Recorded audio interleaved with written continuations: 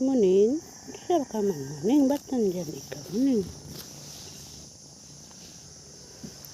Naming almusal o kamuti lang. Ayan yung aming manok na isang piraso. Panayon sa nanamo.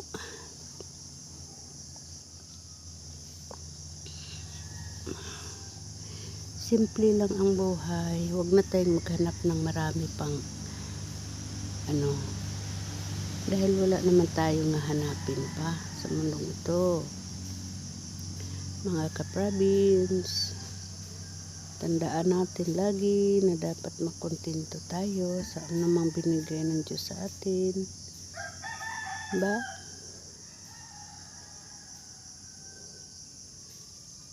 Mahirap man tayo dito sa dunya o sa mundong ito. Inshallah mayaman naman tayo sa akira, sa kabilang buhay, di ba? Kaya makontento tayo dahil lahat tayo dito sa mundo ay dadaan lang tayo. Di ba? Tingnan niyo yan. Yung mga niyog na yan, patay nang nagtanim yan. Di ba? Kasi generation pa yan sa asawa ng Salome. O di ba?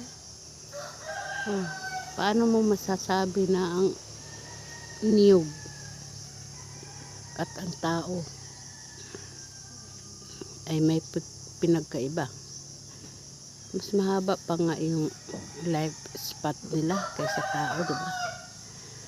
Pero special tayo. Diba?